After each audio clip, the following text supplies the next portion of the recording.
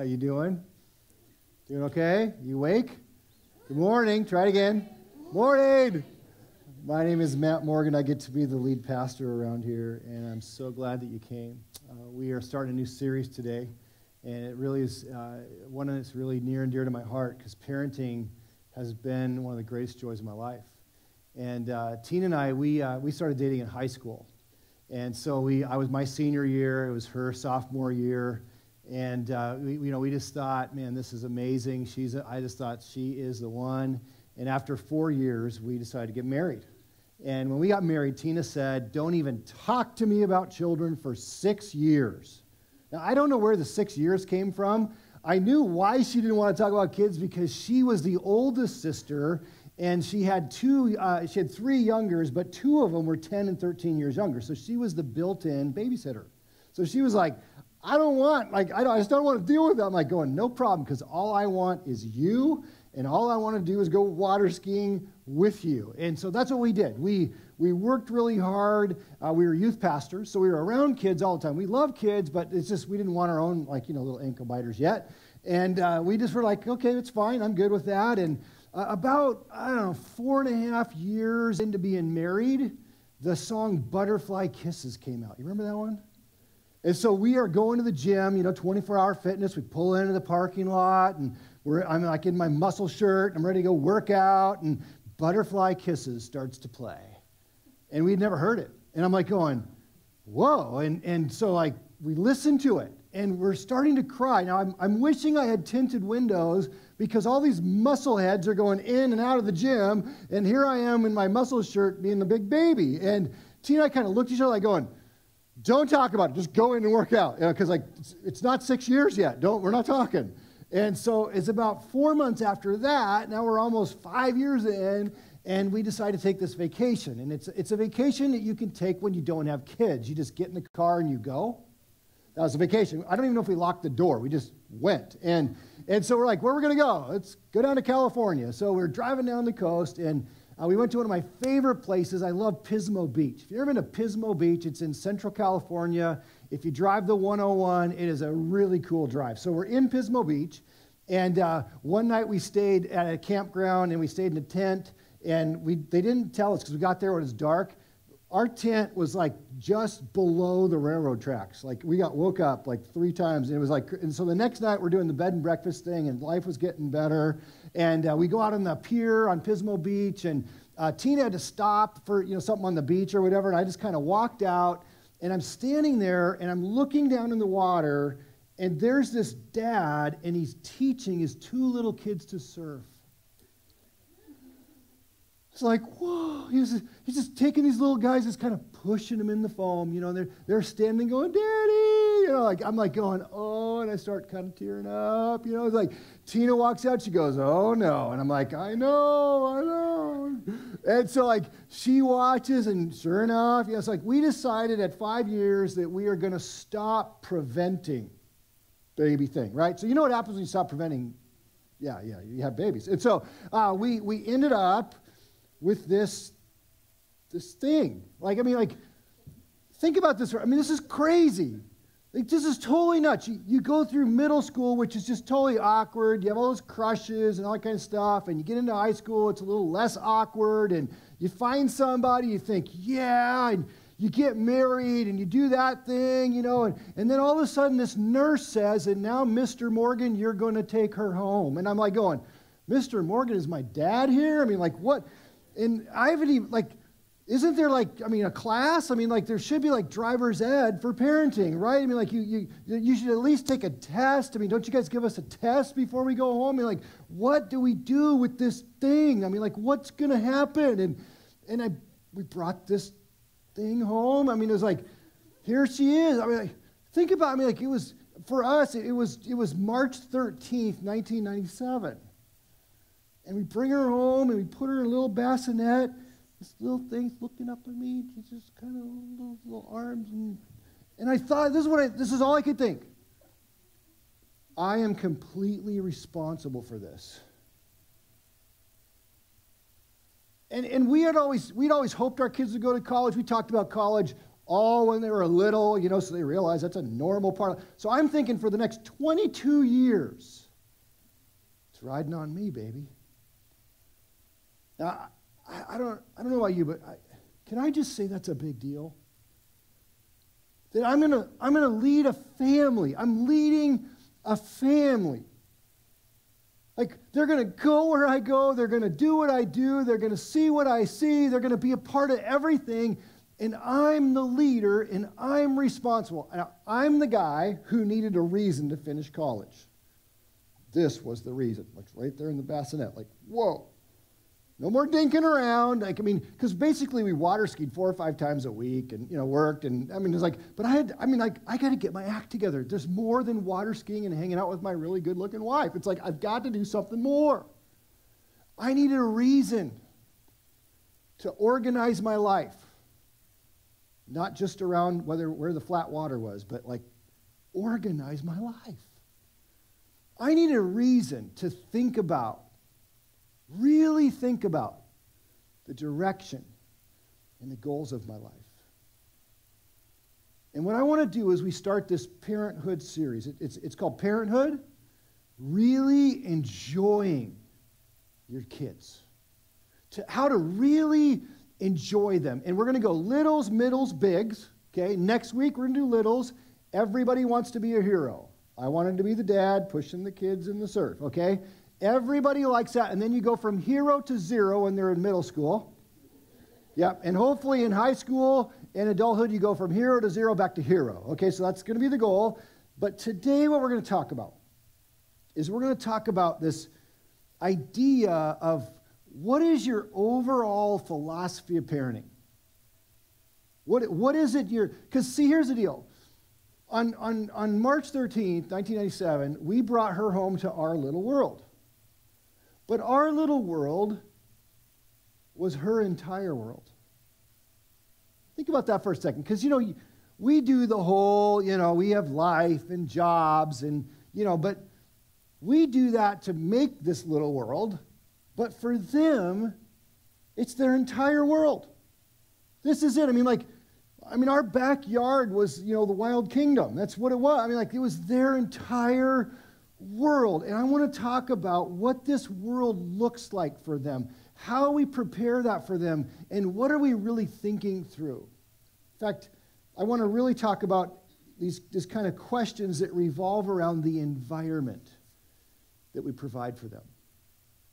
What is the environment like? And are we intentional about doing that? And Tina and I didn't have a lot of like words specifically to define this. We talked about it a lot, but it's kind of helped us over the years. We're trying to define what it is so that you could actually kind of it's like riding a motorcycle with no handlebars. Let's put some handlebars on the thing today. Okay, we can direct this thing if we know what we're grabbing onto. And so if you're taking notes, this is the very first fill in the blank in your notes. And we do notes at our church because it helps if you hear it, see it, and do something with it. So you'll remember it longer if you do that. So here we go. How would you describe the climate of your home? Now, before you answer the question, I need to be clear on climate. When I say climate, I am not asking you how big your house is. It doesn't matter how big your house is. I know we all want bigger, nicer houses. I get it, but it doesn't make any difference how big your house is. I'm not asking you if your kids all have their own bedrooms. Kids don't need to have their own bedrooms, okay? If you can give them their own bedroom, great. Nothing wrong with that, but they don't have to have their own bedrooms. I'm not asking you that question. Your house is in a better climate if they have their own bedrooms. I'm not asking you if you have a large flat screen HD TV that they can, watch Baby Sharks with, okay? That's the whole new craze, by the way. If you're out of the parenting thing, it's Baby Shark. How's it go? Baby Shark. You don't do it? Okay, you've heard enough, okay? So here's the deal. It doesn't matter if you have a large HD TV. It doesn't matter if you have video games. It doesn't matter if they have one toy or they have no toys. As you know, if you're a parent, they like to play with the boxes better anyway. So it doesn't matter what the home looks like and how much is there. What I'm talking about is what is the emotional temperature of your home. Now, here's how you can think about this. And here's the deal. You might be going, well, you know what? Our kids are grown. This is still a great conversation for you. Okay, because you're going to see in a minute how kids do this, but when it's just you, there's nobody to blame but you. Okay, so what's the emotional temperature of your home? So whether you have kids at home or whether you don't, this is a great topic for you to talk about. And you can think about it in terms of adjectives. What adjectives would you use to describe your home? For instance, is my home a place that's filled with joy or sadness? Now, we all know, depends on the day, right? I mean, like, you're like, oh, well, yeah, both, right? What are you aiming for? That's what we're going to go through everything in life, and that's part of love. That's really what it's about. And so, but what are you aiming for? What is it you're like really trying to make? Because all of us have walked into a home and went, I like being here. We've all walked into homes going, when can I leave? Right? What are you shooting for? Joy, sadness, happy, depressed. You ever been to those homes where it's always depressing? Ugh. Ugh. I mean, imagine if you're a child living in that. Okay? How about peaceful or stressed? Do you know that we get to choose that one? How about calm or angry? Overall, is my house more calming or is it more filled with anger? Is it loving or is there a lot of strife in our house? Is it close? We're close at our house. Or, you know, actually, I feel really distant. It's always really sad for me when I talk to somebody who's married and they say, I feel so alone. How does the home feel? Is it controlled? Now, what I mean by controlled isn't you're controlling everybody. What I mean is, are you under control? Or is it more chaotic, flamboyant? Is it patient? Or is it anxious? Is it gentle or harsh? Is it grace-filled or bitter? I could go on with adjectives all day long, but here's the important part. You must choose the words that describe your home. Because if you don't, it will take the path of least resistance. It will follow the path that everything follows when it's left to chance. It will deteriorate. The only way to coast is to go downhill. Thank you. My daughter listens to me. I love that. The only way to coast is to go downhill. And if we let it slide away, we will lose it. So we brought this little girl home. It was, March 13th, 1997. And you know what that kid did? She acted like a total baby. I mean, anytime she wants, she just get up, start screaming. Now, she couldn't get up. She'd just scream. And she'd scream her little head off. 3 in the morning, you got to go in, and what's the problem? And you just check under the hood, that's not it. You got to put a little plug in it, and that doesn't do it. You feed it, and that doesn't do it. And you're just thinking, just shut up. I'll pay you $1,000 if you just shut up. And then they don't. And you're just like, you just try, and you're sleep deprived. Then they start moving. Do you know they kind of go wherever they want to go? I mean, even say no, and they still, you got to teach them where they're going to go, and they take everything that they want to take, and they kind of want everything their way. You ever notice that about kids? Which is really difficult because I want everything my way. And Tina wants everything her way. We've got 3 people all wanting their own way. They're all different. Then we added the 4th and then the 5th. We've got 5 people all wanting their own thing, all having their own idea. Did you realize that children impact the atmosphere of your home? No. Those of you who are raising middle school, it's like, just please come take them for a day. Anything. We had a mom drop off her preschooler at the last service, and I was back in the back, and she walked away, she goes, freedom! I was like, right on, okay. Yeah, you guys get it. It's the impact, the life of your home. Now, we started to recognize that this extra impact in our home was impacting us. And I found myself gravitating to the negative side of this list. That's what I found myself doing.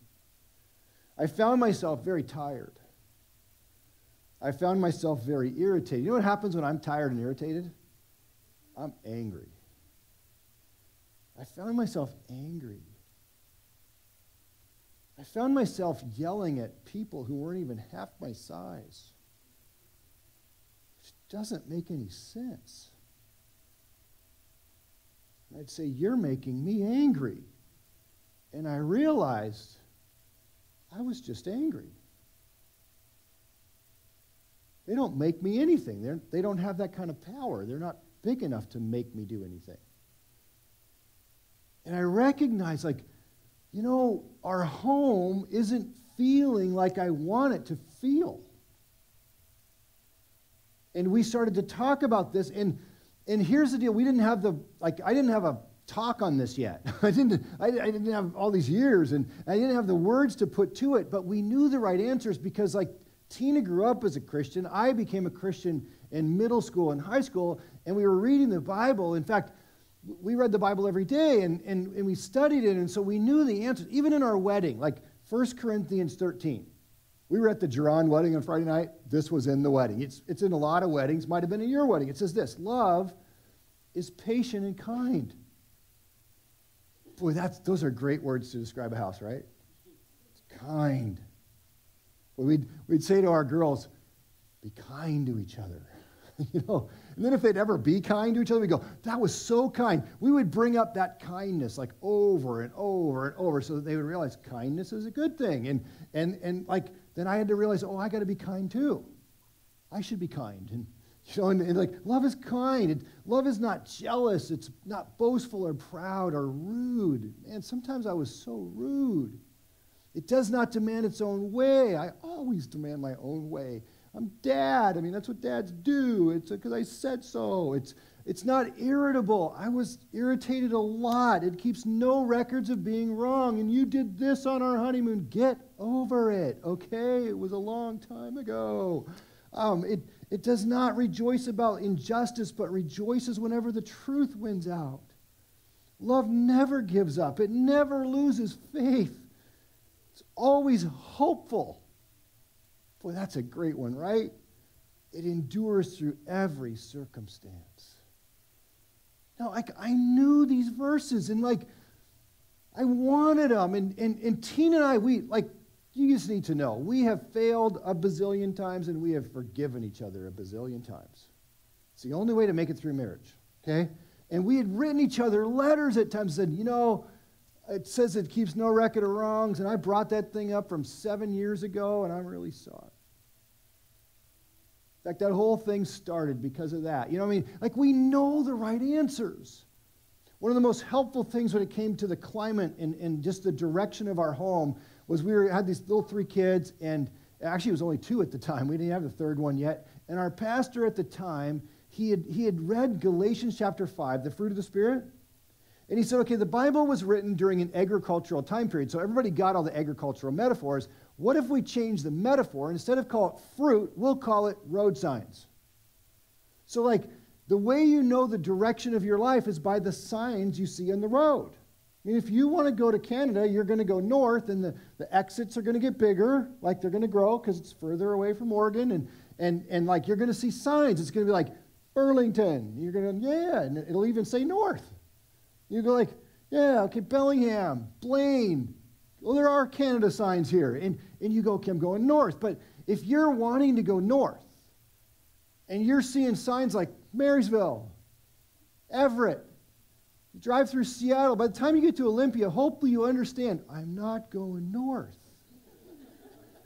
Whoa, I better take the off-ramp here and go back over the freeway and go the other way. Think about these as road signs. Okay, Galatians 5:19-23, it says, when you follow the desires of your sinful nature, the results are very clear. Sexual immorality, impurity, lustful pleasures, idolatry, sorcery, hostility, quarreling, jealousy, outbursts of anger, selfish ambition, dissension, division, envy, drunkenness, wild parties, and other sins like these. Let me tell you again, as I have before, that anyone living that sort of life will not inherit the kingdom of God. We're not going towards God if the road signs keep popping up. This is me. Does that make sense?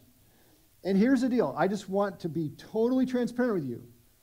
There have been many, many, many times where I've had to say, Lord, please forgive me. I just lost my cool again. I get off at the off-ramp, hit the blinker on left, go over the freeway, I put the blinker on left, and say, okay, Jesus, I'm going to follow you. And really, it's like, and it's funny because you can have certain areas of your life that you're working on and other areas that are good and other, and it's like, it's just a constant thing of having a relationship with God where you go, here's what I want, okay?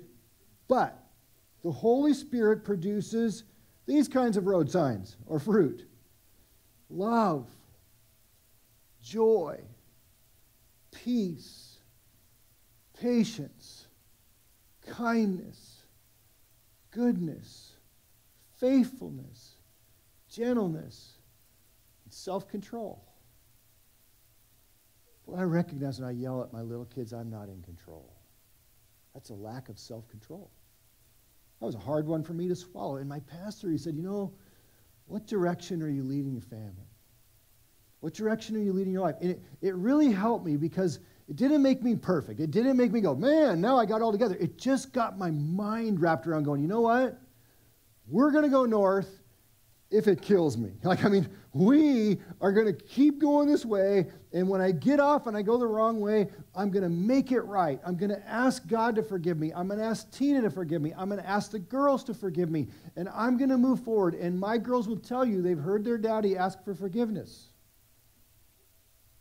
It's like no big deal because he just has to do it more than often, right?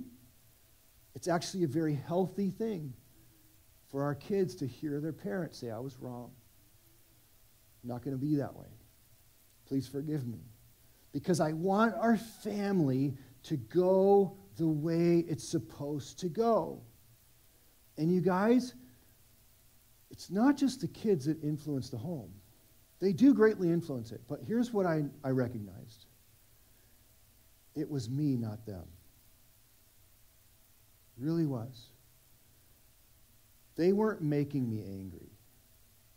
I was angry. They just put pressure on me.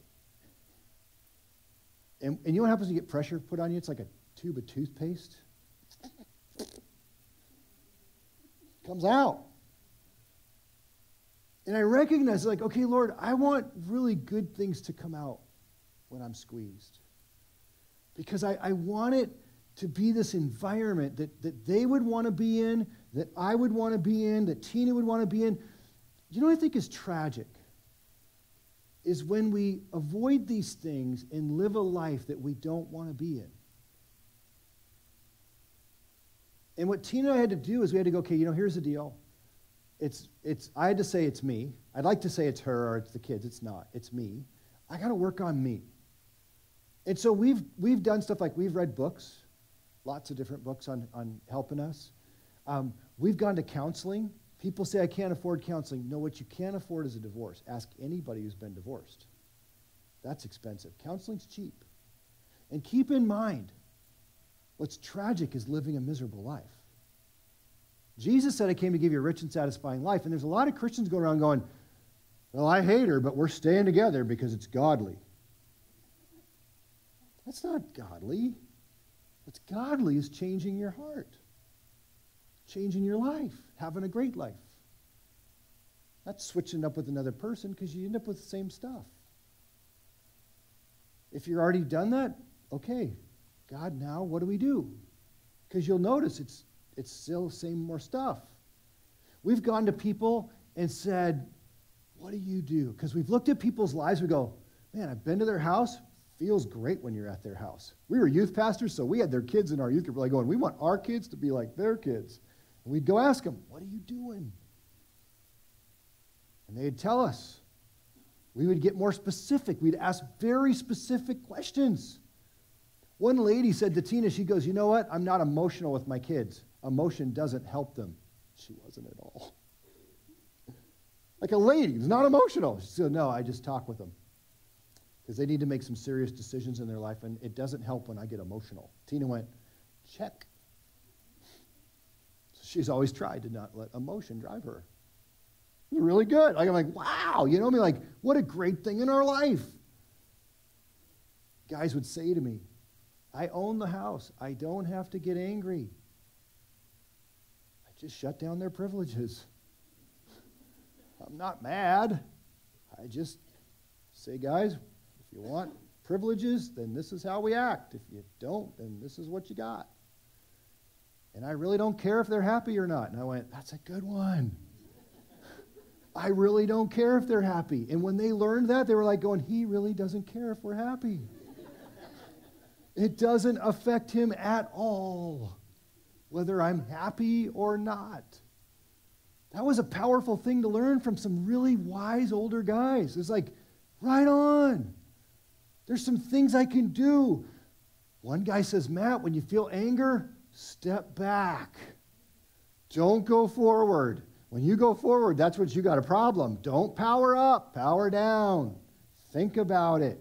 Come back, talk about it later. That's powerful.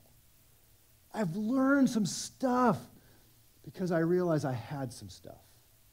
If you can realize, because your stuff's different than my stuff, but we all got stuff. Tina brought her stuff. I brought my stuff. We had some kids, gave them some stuff. Now we got a whole bunch of stuff, right? So we just work on it. What is the climate of your home? Number 2, I got to give you homework. Would you do something this week with this message? Instead of go home and forget about this, would you do this? Would you have a conversation and just ask your spouse, what do you think the climate of our home is? Now, if the climate of your home is not healthy right now, you might need to write it down to each other, because it'll end up in a fight if you don't. And then say, okay, let's swap notes. What do we want it to be? Swap notes. What's one step we could take this week? Because you're not going to fix it all in 1 week, right? It's just not going to happen. So what's one step that we can do this week that's going to help us fill our home with this 1 Corinthians 13, 4 and 8, Galatians chapter 5? How are we going to do that in our life? Number 2, what is your goal for parenting? This is one that we often don't think about. In fact, a lot of people, they look at people's lives and they go, well, Matt and Tina are lucky. Matt found Tina. She's a great gal. And they just got lucky and they hit the gene pool the right way and they got great kids. And you look at other people's lives, you go, well, they're just lucky. They're not lucky. Luck has nothing to do with it. They work at it. They think about it. They have goals. What is your goal for parenting? You know what I recognize about me? Every reason I had to have kids before I had kids was selfish. I wanted to be the dad pushing them in the phone. I wanted them to love me. Daddy, I love you. Everybody wants that little kid to kind of wobble up and go, uppy, uppy. And you just feel like, yeah, I'll pick you up. I'm Big Daddy. I wanted to be the guy that said, which kid's yours? The one in the front. I got to do that. I was at a track meet. My daughter, she won a lot. And so it was really kind of cool. And so I was standing there and I was cheering my kid on. And this girl goes, Matt Morgan? I'm like, who's that? It's a girl I dated in high school. And I go, yeah, hey, how are you? And Tina and I are, and she goes, which one's yours? I said, the one in the front. It's awesome. Psalm 127. Verse 3 through 5 says, children are a gift from the Lord. They're a reward from him. Some of you need to hear that, just so that soak in, okay? Because you're right in the thick of it. Children are a gift from the Lord. They're a reward from him. Children born to a young man are like arrows in a warrior's hands. A Joyful is the man whose quiver is full of them. Now, when I had kids, what I wanted to do was I wanted to say, look at my quiver. 1, 2, 3. Mine. These things are so great. They make me look good. They're great, I'm great, she's great, we're great. How are you doing? Oh, not as good as me. That's too bad. Do you know that arrows are completely useless in a quiver? Arrows have a purpose. And unless they are released. Oh, did you know you don't shoot arrows? I didn't know this. Arrows go in the bow. The archer pulls it back. This is called tension. Parenting. Stay with me, okay? No tension, no velocity.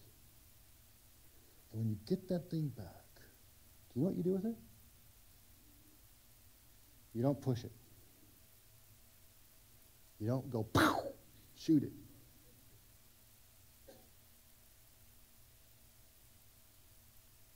Release it.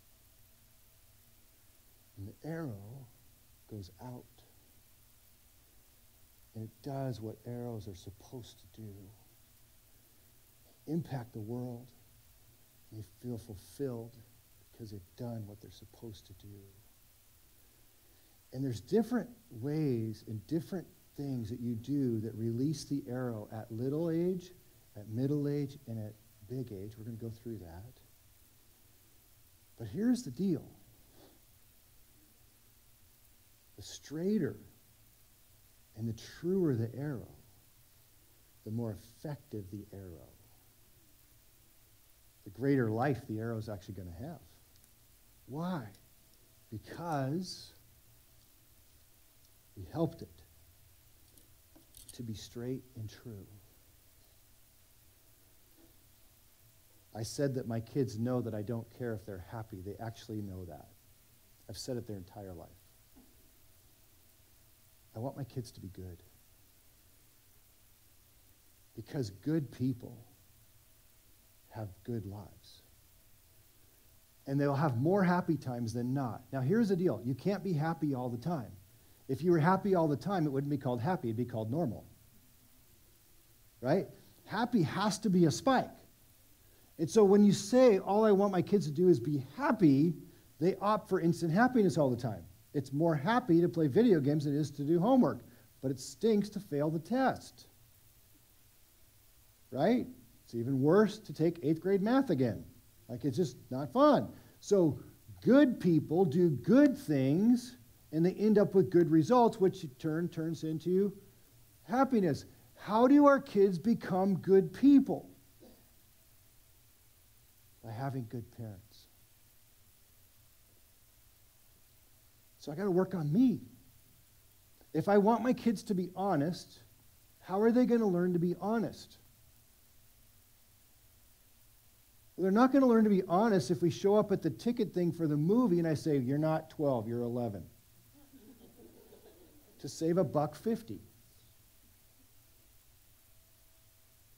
Or if we go down to the DMV to license their first car and we say we didn't pay $6,000, we paid $3,000. See, what they learn is you can lie when it comes to money. Don't tell your mom this. Don't tell your sister this. They learn we can hide things. If I want my girls to be pure, how many of you would like your daughters to go into marriage without having sex until they're married on their married day, on their wedding night? Me too. How about your sons? I don't have sons, but if you, right? Isn't it funny how we all want them to do that, but yet there's so many adults that won't do that? Do you know that your kids know when you're not being pure, even if you don't show them? They feel it in the home. It's a spiritual thing. Kids are the greatest barometer of a home. They sense and they feel it. They know if they walk into a room and Dad clicks to change channel, they know. They can feel it in the room because it's deeply spiritual. It's funny, we want our kids to be pure, but not all of us want to be pure. If I want my kids to be forgiving, like I want them to forgive me, I've asked them to forgive me. How are they going to become forgiving? If I am. Right? Like, because your kids are going to say things and do things that hurt you. You want to be Big Daddy, and they say, I hate your guts. Yeah, middle schoolers love that. We're going to talk about that. Okay? Everybody wants to be a hero, hero to zero to hero. Okay? So, how do you teach them to forgive?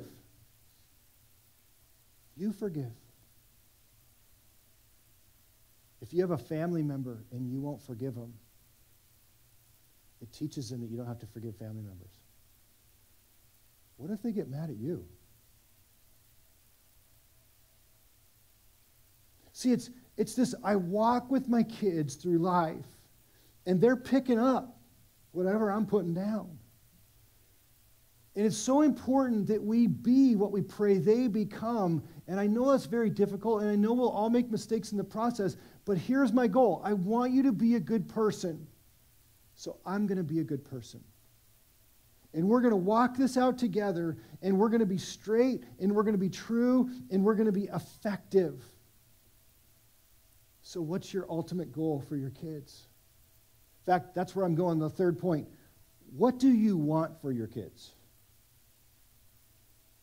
And I know, hey, I want them to be safe, healthy, and strong. We pray that one every day over our girls. It's a staple prayer. If you ask my girls when Dad prays for you, what do you say? He says, I want you to be safe and healthy and strong. I can just repeat it over and over, okay? Because they've heard it every day of their life, multiple times. We want that. We want our kids to do great in school. So we all work really hard at helping them be good in school. We want our kids to, excel and someday get married, and we want them to have a happy life. I get all that kind of stuff, but go beyond all of that.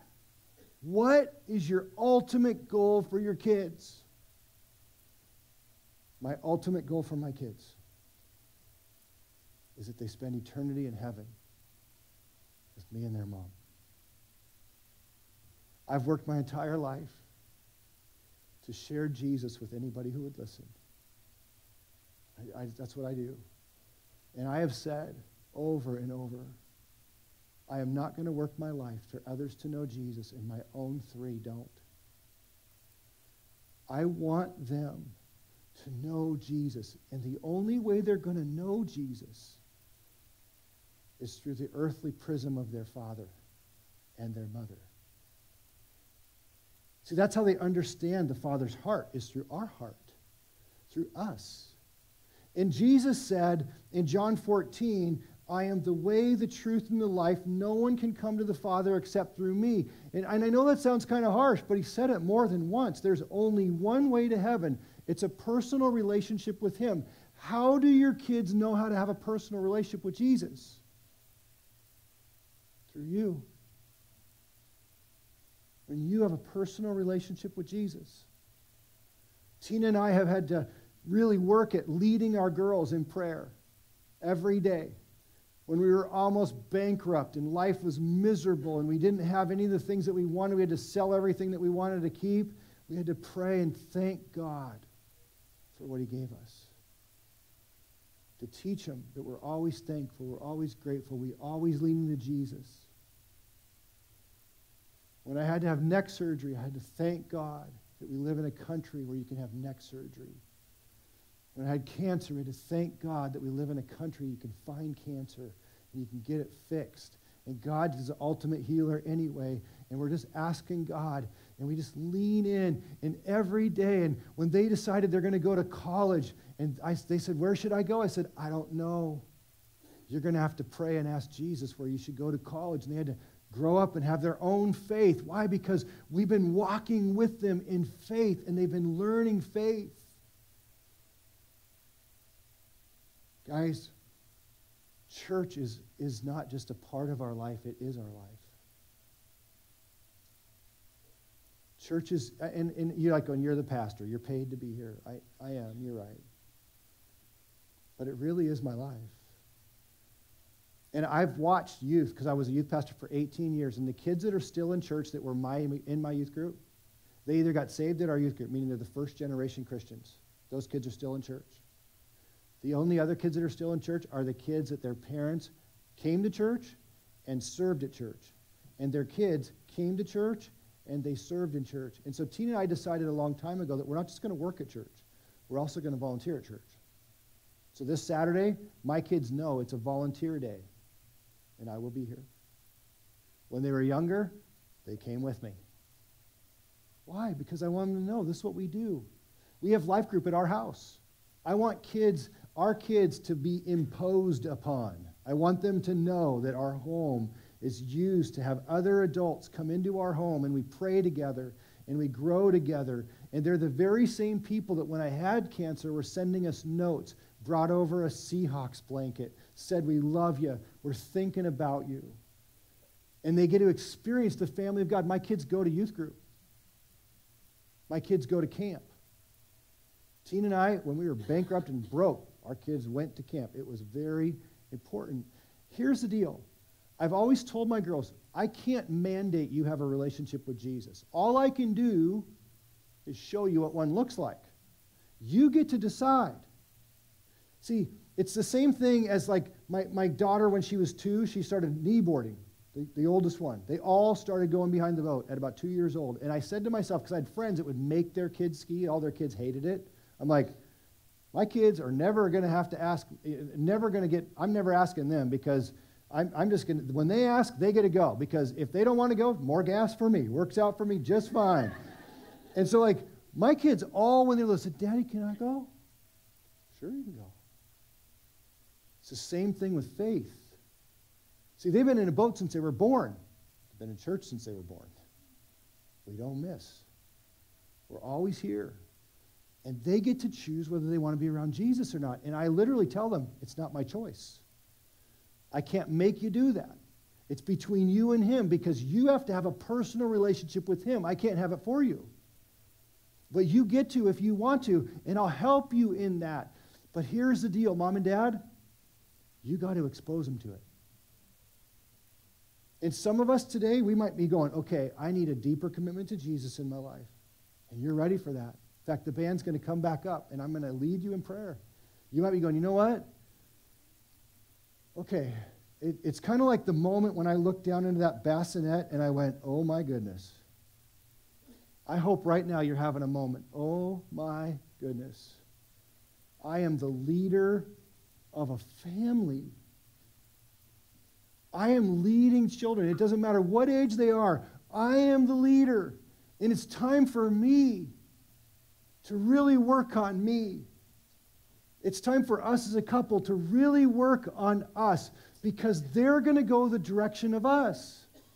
And Jesus, I want to get more serious with you. And I'm going to get more serious with your family. I'm going to be a part of your church family. And I want my kids to be. I want to go beyond just attending something and just thinking everybody else is lucky. I'm going to be intentional, and I'm going to go after this.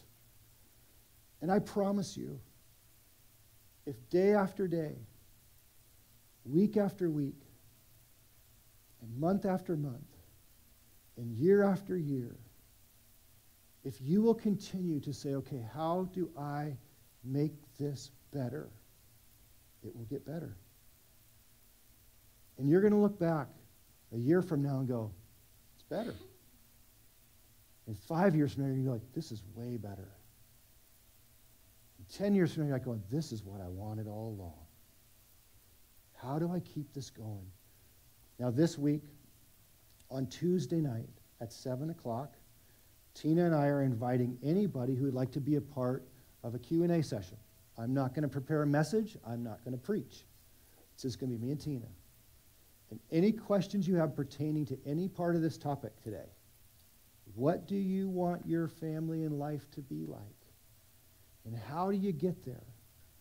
I want you to know that we're not perfect. Not at all. But I really love my kids. I really enjoy them, and they all love Jesus. And my daughter went to 4 years at the University of Washington, and she didn't graduate with her Alcoholics Anonymous degree or her NA or Abortion Central or any of those things because she followed Jesus. And there's not anything you can do that will make that happen, but there are things you can do that will help that happen. And so if you want to ask questions, you get Tina and I unplugged and raw. Just here's what we think. And each week we'll do this. Next week, parenting littles. Everybody wants to be a hero. So even if you're a grandparent, come because you can help your kids because they're going to be parenting their littles. I want to pray for you. The ushers are going to come up. We receive tithes and offerings at the end of our services, and it's an act of worship. That's why we do it now. If you're new, thanks for coming. You don't have to turn anything in. You don't have to give anything. We'd love it if you take the Connect card, take it out to the Next Steps table, tell them, hey, I'm new. They'll give you a gift. They'll give you more information about the church. And we'd love to see you at that pastor's lunch next week. It's actually in the other building, so you get to see that building where our offices are. It's just across the parking lot. And we just love to hang out with you. It's not anything formal. It's very informal. So if you'd like to come, please come. Father, I thank you. I thank you for what you have taught me, Lord Jesus, about my life through parenting. My kids have taught me a lot, Lord. You have really worked on us. And I thank you, and I pray that you would do that in every person here. God, for anybody here that's today saying, okay, I got to get serious. Maybe there's people that are going, yep, I have been saying I'm going north, but the road signs are all saying different, and they're right at a place saying, Jesus, I'm sorry. Jesus, will you please forgive me? I'm going to pull off at this off-ramp right now. I see it. It's right there. I'm getting off. I'm turning this thing around, and I'm going towards you. I pray, Lord, anybody who's ready to do that right now, they would do it right now with you. You call that repentance, Lord, so we're in. We're going to do it. I pray, Father, for anybody who wants to make a deeper commitment to you and your family. They're going to be a part of your church family. They're going to actually really do it. More than just once or twice a month, but they're going to be a part of your family. Lord, I pray that you would pour your Spirit into them. And God, you would help us to get better and better and better, day after day, week after week, and month after month, and year after year. We love you. In Jesus' name we pray. Amen.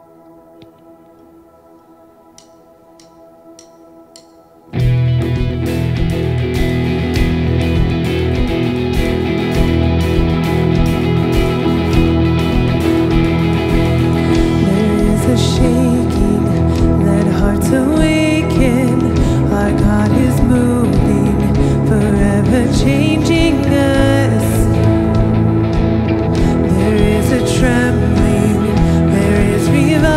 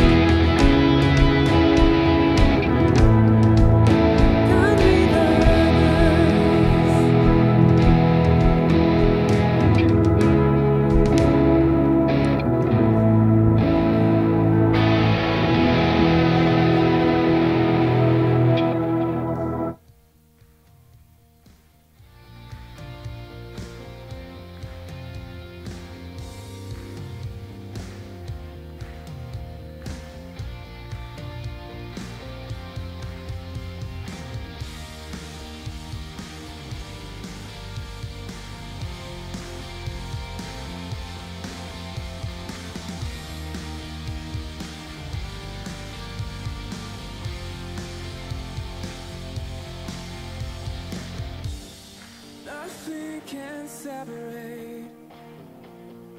Even if I ran away, your love never failed.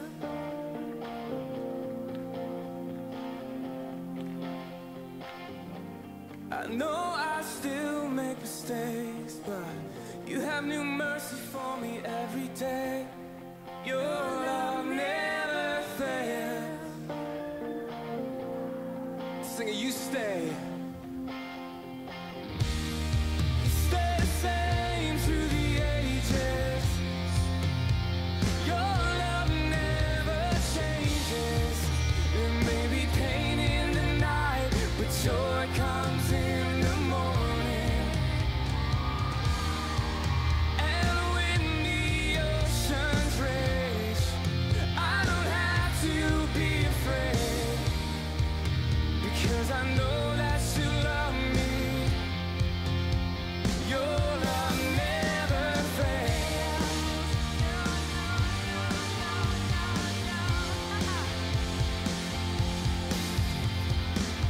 The wind is strong and the water's deep, but I'm not alone here in these open seas, 'cause your love never fails.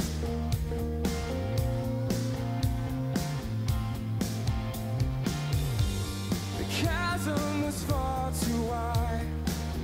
I never thought I'd reach the other side, but your love never fails. Let's lift it up, 'cause you stay. 'Cause you stay the same through the ages. Your love never changes. There may be pain in the night, but joy comes in the morning. And when the oceans rage, I don't have to be afraid, because I know that you love me. Lift up a shout, oh, your love never fails. No, no, no, yeah, yeah, yeah. Your love, your love.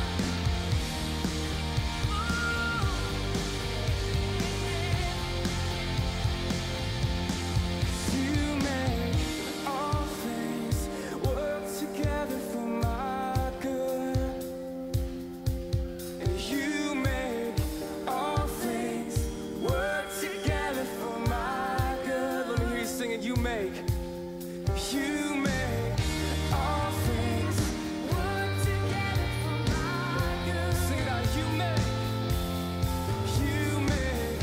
all things work together for my good. Lift it up, 'cause you make all things work together for my good.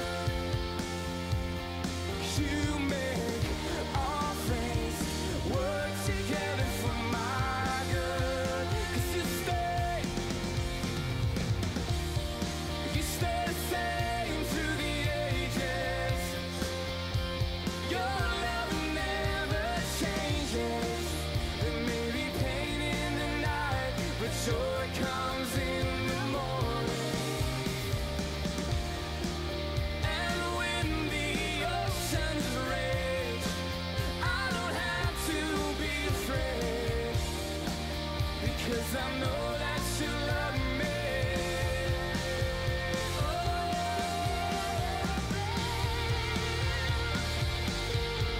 Lift up a shout of praise.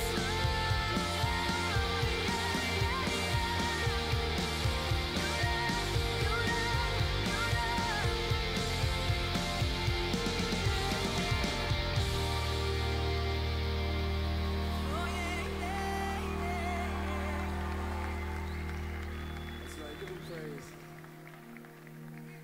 Love never fails. You make all things work together for my good. You make all things work together for my good. You make all things work together for my good. You make